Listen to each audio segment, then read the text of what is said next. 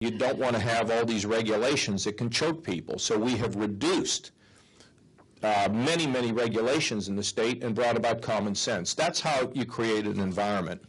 So we were really in trouble, and now we're doing well, and we just have to keep the formula going. This is the same formula that I used in Washington. I don't know if he said this, but I was chairman of the Budget Committee when we balanced the federal budget. We balanced the budget, we cut taxes, and the economy grew again. So the formula is pretty simple. And we know what the formula is going forward that I'd like to take to Washington to get us on the path to a balanced budget with lower taxes. And once you start that process, you begin to see very, very good results. I was elected to Congress at 30 years of age. For 18 years, I served on the Defense Committee. And the people who I served with on the Defense Committee were people like Barry Goldwater, John Stennis, John Tower, some of the great defense thinkers in the modern times. And through that process, I was working very actively with all of them to make sure we had an efficient but an effective defense. And so just yesterday I appeared before the Council of Foreign Relations to sort of describe what I thought we should do vis-a-vis ISIS, Russia, China, the problems of cybersecurity, the problems of encryption, all these things laid out all across the world, because it's something I've done and been interested and involved with all of my adult life. Secondly, of course, you wouldn't know this, but I say, of course, I went onto the Budget Committee 6 years into my tenure, and I started writing my own budgets. And by the time I was finished, it took me 10 years. I was the chief architect of the time when we balanced the federal budget. And I was at this meeting just a little bit ago, and this lady said, well, I didn't know that. I didn't know we actually had a balanced budget, right? So we did. And not only did we have a balanced budget, but we had it 4 years in a row. And we paid down how much of the national debt? $560 billion. We actually paid down almost $500 billion in the national debt. And we had a projected $5 trillion surplus, and I left Washington, never thinking that they would blow that.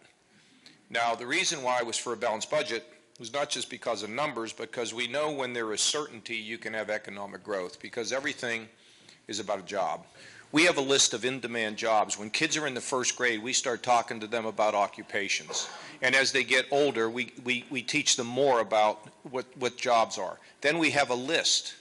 We have a list of all the available jobs, what it takes to get one, and what it pays. And so we start linking education to opportunity.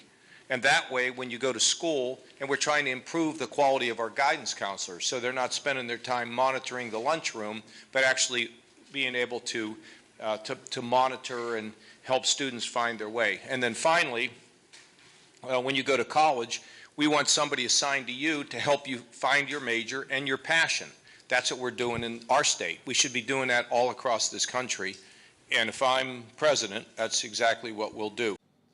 And I've been around, as John Sununu said, politics for a long time.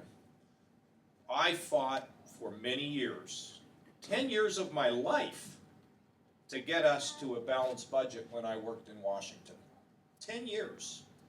And you kind of climb up the mountain and they'd knock you back down. You climb up the mountain, they'd knock you back down. And you just kept climbing. And the reason I did it is that I knew that if we could get our spending under control, that it would provide certainty to the job creators.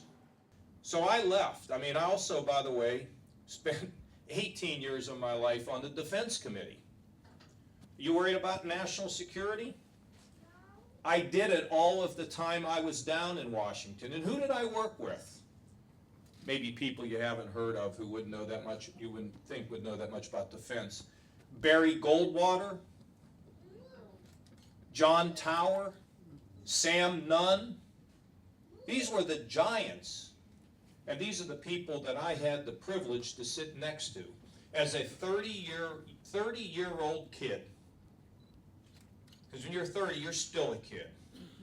And I sat there and absorbed for 18 years and grew older and wiser and more mature. And foreign policy is not something you learn on the job. It's not something you do by shouting at people.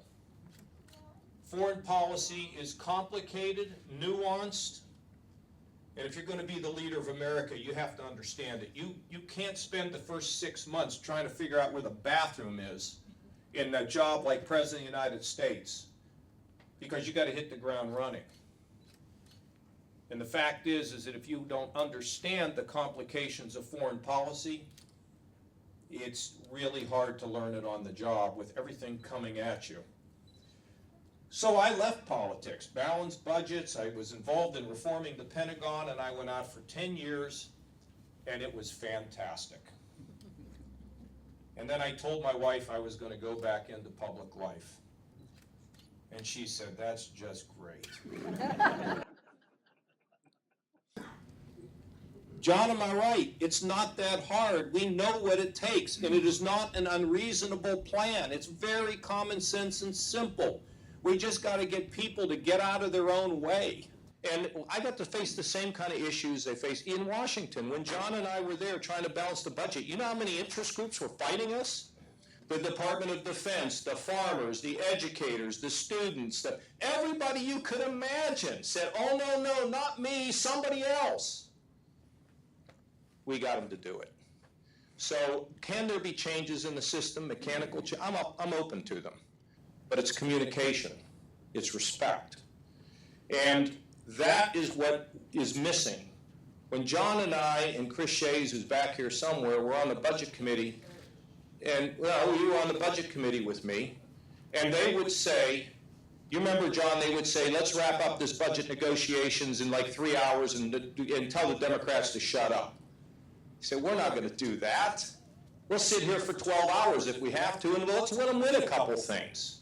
It's always better to let the steam come out of the pressure cooker. My mother taught me that when she made potatoes in that old pressure cooker.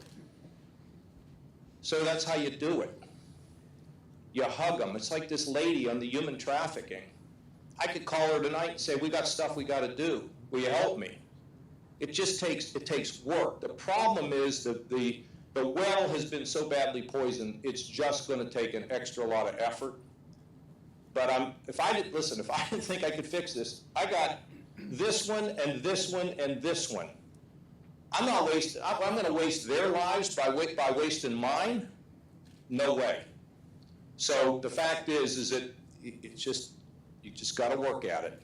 Respect is a big part. Don't have to agree.